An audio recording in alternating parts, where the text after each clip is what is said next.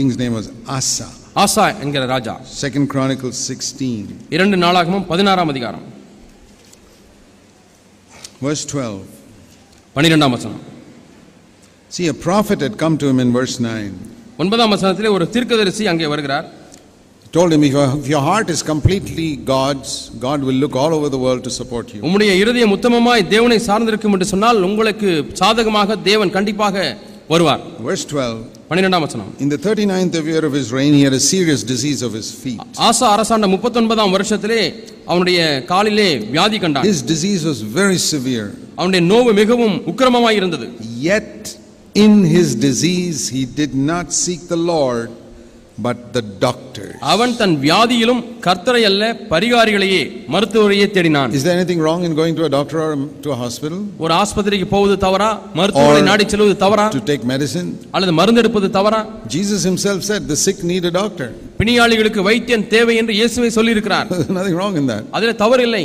But ஆனால் when your trust is in man, உங்களுடைய நம்பிக்கை மனிதன் மேல் இருக்குமானால், and you don't seek the Lord, தேவனை நீங்கள் தேடாவிட்டால், you don't believe in praying to the Lord, you believe just in this good doctor or some medicine, தேவனிடத்திலே ஜெபிப்பதிலே உங்களுக்கு விசுவாசம் இல்லை, மருந்தின் மேலே உங்களுக்கு விசுவாசம் ஏற்பட்டால், then the disease becomes more severe. அப்பொழுது அந்த நோயானது அதிக உக்கிரமமாய் மாறும். And we read in verse 13 he died. 13ஆம் வசனத்திலே பார்க்கிறோம் அவன் மரித்தான். What a sad thing. என்ன துக்கமான காரியம். Why is the Holy Spirit written here like this? ஏன் பரிசுத்த ஆவியானவர் இப்படி இங்கே எழுதி வைத்திருக்கிறார்? In the middle of his disease, the more severe he became, the more he looked for better doctors. தன்னுடைய நோவு அதிக கொடிதாய் மாற மாற அதிகமாக மருத்துவரையே நாடினார். He was a king. அவன் ஒரு ராஜா. He could get the best doctors in the country. அந்த நாட்டிலே இருந்த சிறந்த மருத்துவர்களை அவன் He had enough money. அவனுக்கு போதுமான பணம் இருந்தது. Unlike poor people.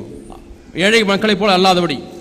But those doctors couldn't help him. ஆனால் அந்த மருத்துவர்கள் உதவி செய்ய முடியவில்லை. He should have sought the Lord. அவன் தேவனை தேடி இருந்திருக்க வேண்டும்.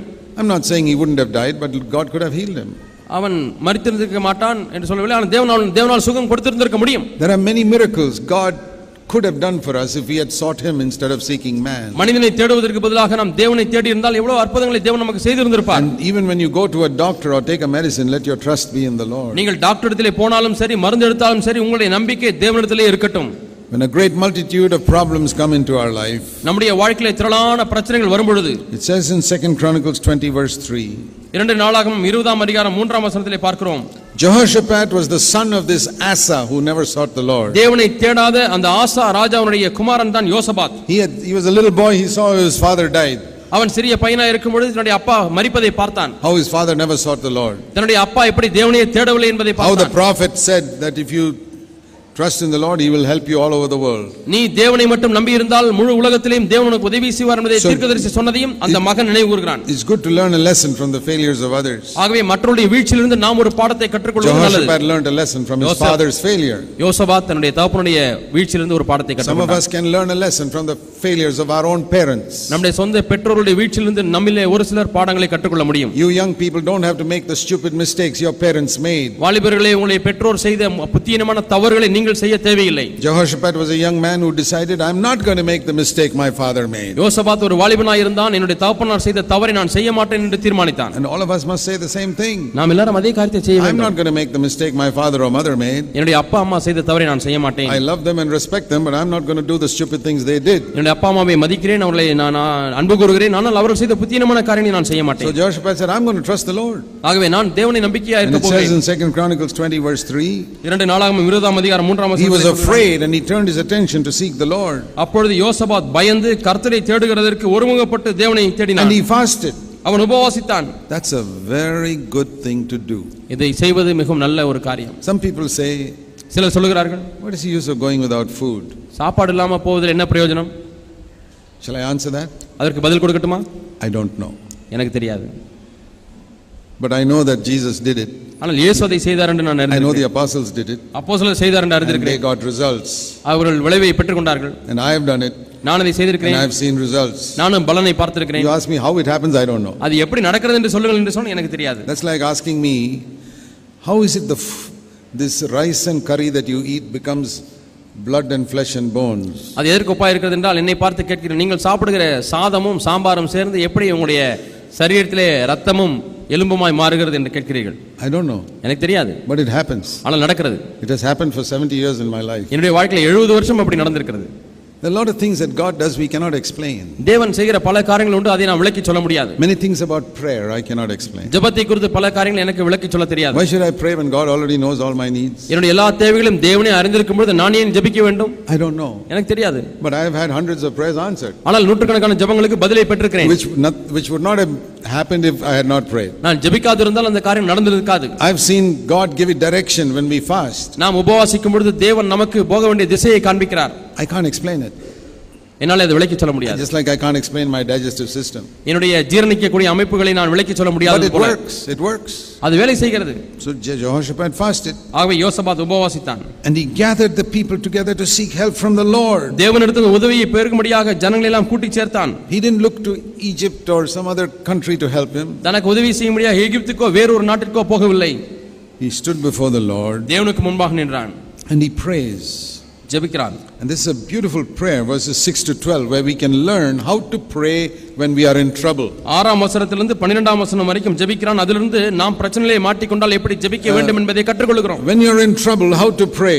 நீங்கள் பிரச்சனையிலே இருக்கும் பொழுது எப்படி ஜெபிக்க வேண்டும்? 2 Chronicles 20 verses 6 to 12. 2ஆம் நாளாகமம் 20ஆம் அதிகாரம் 6 லிருந்து 12 வசனங்கள் வரை. Don't turn to man first. முதலாவது மனிதனிடத்திலே சொல்ல வேண்டாம். Turn to God. தேவனை நோக்கி திரும்புங்கள். And say, God, ஆண்டவரே, you are ruling in the heavens. நீர் ஆண்டவரே வானத்திலே ஆளுகை செய்கிறீர். And you rule, verse 6, over all the nations of the world. ஆண்டவரே, நீர் ஜாதிகளுடைய எல்லா ராஜ்யங்களையும் ஆளுகிறவர். Almighty power is in your hand. உம்முடைய கரத்திலே வல்லமையும் பராக்கிரமமும் இருக்கிறது.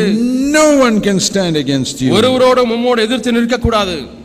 That's the way we must begin. இப்படி தான் நாம் ஜெபிக்க வேண்டும். When you have problems in your home, உங்களுடைய குடும்பத்திலே பிரச்சனை வரும்பொழுது, when you have problems in your church, உங்களுடைய சபையிலே பிரச்சனை வரும்பொழுது, when you have problems in your office, உங்களுடைய அலுவலகத்திலே பிரச்சனை வரும்பொழுது, when you have problems with difficult neighbors, உங்களுடைய பக்கத்து வீட்டுக்காரர் கஷ்டமானவராய் இருந்து when you have பிரச்சனை கொடுக்கும் problems பொழுது, with sickness, உங்களுக்கு வியாதி வரும்பொழுது, any type of problems, எந்த பிரச்சனை வந்தாலும் சரி, multitude of problems, திரளான பிரச்சனைகள் வந்தாலும் சரி, start by saying, God, there's nothing you cannot do. தேவனே, உம்மாலே கூடாத காரியம் ஒன்றுமில்லை என்று சொல்லுங்கள். See, we are in a better position. நாம் அதை காட்டிலும் ஒரு மேன்மையான இடத்திலே Because இருக்கிறோம். his prayer was, oh God in the heavens. அவருடைய ஜெபம் பரலோகத்தில் இருக்கிற தேவனே. Our prayer is, my Father who is in heaven. நம்முடைய ஜெபம் என்ன? பரலோகத்தில் இருக்கிற என்னுடைய தகப்பனே. He was praying to the managing director of the universe. I am praying to my Father. அவர் இந்த அந்த சராசரத்தினுடைய மேலாள இயக்குனரிடத்திலே ஜெபிக்கிறார். நம்முடைய ஜெபமோ நம்முடைய அப்பாவினிடத்திலே ஜெபிக்கிறோம். You know, when you go to the managing director of your factory, you don't know whether you will get the answer or not. உங்களுடைய தொழிற்சாலையிலே இருக்கக்கூடியதான நிர்வாக இயக்குனரிடத்திலே நீங்கள் போய் ஏதாவது கேட்டால் உங்களுக்கு பதில் கிடைக்குமா இல்லையா என்று உங்களுக்கு தெரியாது. But when you go to your father, you can be sure. அப்பாட்ட போனீங்கன்னா கண்டிப்பா உங்களுக்கு தெரியும். I am in a better position than Jehoshaphat. யோசபாத்தை காட்டிலும் நான் மேன்மையான இடத்திலே இருக்கிறேன். He says, oh God who are in the heavens, I say my Father who is in heaven. பரலோகத்தில் இருக்க தேவனே என்று அவன் அழைக்கிறான். நான் பரலோகத்தில் இருக்கக்கூடிய தகப்பனே என்று அழைக்கிறேன். What a wonderful position ours is. நமக்கு இருக்கக்கூடிய இடம் எவ்வளவு அற்புதமான இடம் பாருங்க. He got an amazing answer to his prayer. We will get more than him. அவருக்கு வியக்கத்தக்க பதில் கிடைத்தது, நமக்கு அவரை காட்டிலும் வியக்கத்தக்க பதில் கிடைக்கும். So that's the first thing. We must start with acknowledging that our Father rules this universe. ஆகவே முதலாவதாக தேவன் நம்முடைய தகப்பன் இந்த அண்ட சராசரத்தையும் ஆளுகை செய்கிறார் என்பதை முதலாவது ஒத்துக்கொள்ள வேண்டும். Speak it out with your mouth. உங்களுடைய வாயினாலே இதை பேசுங்கள். Lord, my Father, there is nothing that you cannot do. ஆண்டவரே, என்னுடைய தகப்பனை உம்மாலே செய்யக்கூடாத காரியம் ஒன்றுமில்லை என்று There சொல்லுங்கள். is no problem you cannot solve. உம்மாலே தீர்க்க முடியாத எந்த ஒரு பிரச்சனையும் இல்லை என்று There சொல்லுங்கள். is no enemy you cannot defeat. உம்மாலே தோற்க முடியாத சத்துரு எதுவும் இல்லை. There is no disease you cannot heal. உம்மாலே குணமாக்கப்பட முடியாத எந்த வியாதியும் இல்லை. There is no problem in my church or in my home which you cannot solve. என்னுடைய சபையிலேயோ என்னுடைய குடும்பத்திலேயோ உம்மாலே தீர்க்க முடியாத பிரச்சனை ஒன்றுமே இல்லை. See, over the last 35 years, I've had to deal with problems in many churches. கடந்த 35 ஆண்டுகளாக अनेक சபைகளிலே உள்ள பிரச்சனைகளை நான் சந்தித்து அதை தீர்க்க வேண்டியதாக many times. अनेक சமயங்களிலே I get letters and I have to respond. எனக்கு கடிதம் வருகிறது பிரச்சனைகளை குறித்து, அதற்கு பதில் எழுத வேண்டியிருக்கிறது. Sometimes in one church, sometimes in another church. ஒரு சமயத்தில் ஒரு சபையிலிருந்து பிரச்சனை, இன்னொரு சமயத்தில் இன்னொரு சபையிலே. Sometimes in 3-4 churches at the same time. சில சமயத்தில் ஒரே நேரத்தில் 3-4 சபைகளிலே பிரச்சனை வந்துவிடும். Yeah, because churches are like little children growing up. சபை என்பது சிறு பிள்ளைகள் வளர்ந்து வருவது போல. When they are 3-4 years old, they have one type of problem. When they are 17-18 years old, they have another type of problem. 3-4 வயசா பிள்ளைங்க இருக்கும்போது அப்பொழுது ஒரு விதமான பிரச்சனை, 17-18 வயசாக இருக்கும்போது வேறு விதமான பிரச்சனை. I've seen that also with churches. When 3-4 years old, the problem is simpler. When they are 18 years old, problems are bigger. அதே போல நான் சபையிலேயும் பார்க்கிறேன், 3-4 வருஷம் கொண்ட சபையா இருந்தால் பிரச்சனை எளிதாக இருக்கிறது, 17-18 வருஷம் வளர்ந்த சபையா இருந்தால் பிரச்சனையும் கடினமான பிரச்சனையா இருக்கிறது. But God can solve all of them. தேவன் அவைகள் எல்லாவற்றையும் தீர்க்க முடியும். I have always done what Moses did. மோசே என்ன செய்தார் அதை நான் எப்பொழுதும் செய்திருக்கிறேன். I say, Lord, I fall on my face before you. ஆண்டவரே, நான் முகங்குப்புற விழுகிறேன் உமக்கு முன்பாக. This is not my work. இது என்னுடைய ஊழியம் அல்ல ஆண்டவரே. This is your work. இது உம்முடைய வேலை. Isaiah chapter 9 says the government will be on your shoulder. கர்த்தத்துவம் உம்முடைய தோளின் மேல் இருக்கும் என்று சொல்லி ஏசாயா 9ஆம் அதிகாரத்திலே பார்க்கிறோம். It's not on my shoulder. அது என்னுடைய தோளிலே இல்லை ஆண்டவரே. I have nothing on my shoulder. என்னுடைய தோளிலே ஒன்றுமே இல்லை.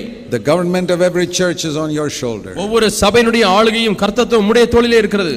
I am like a little peon in the office just to do what the master tells me to do. ஒரு அலுவலகத்திலே எஜமான் சொல்லுகிற வேலைகளை செய்யக்கூடியதான ஒரு பியூனை போல இருக்கிறேன். You tell me to do this, I do that. You tell me to go here, I go there. இதை செய் என்று சொன்னால் செய்கிறேன், அங்கு போய் என்று சொன்னால் போகிறேன். I have never seen a problem not solved in these 35 years. இந்த 35 ஆண்டுகளாக தீர்க்கப்படாத எந்த ஒரு பிரச்சனையும் நான் பார்த்ததில்லை. And I don't believe I will see such a problem till Jesus comes. இயேசு வரும்வரை தீர்க்கப்படாத முடியாத பிரச்சனை ஒன்றை பார்ப்பேன் என்றும் நான் நம்புவதில்லை. Because I have tried always to humble myself. ஏனென்றால் எப்பொழுதுமே நான் என்னை தாழ்த்த முற்பட்டிருக்கிறேன். If people accuse me, I keep quiet. என்னை ஜனங்கள் குற்றம் சாட்டும் பொழுது நான் அமைதியாக இருந்து விடுகிறேன். If they find fault with me, I say I've got nothing to say. என்னை குறை கண்டுபிடிக்கும் பொழுது நான் சொல்வதற்கு ஒன்றுமில்லை என்று சொல்லி விடுகிறேன். You can be proud if you want. நீங்கள் வேண்டுமானால் பெருமையாயிருங்கள். I will humble myself. நான் என்னை தாழ்த்துவேன்.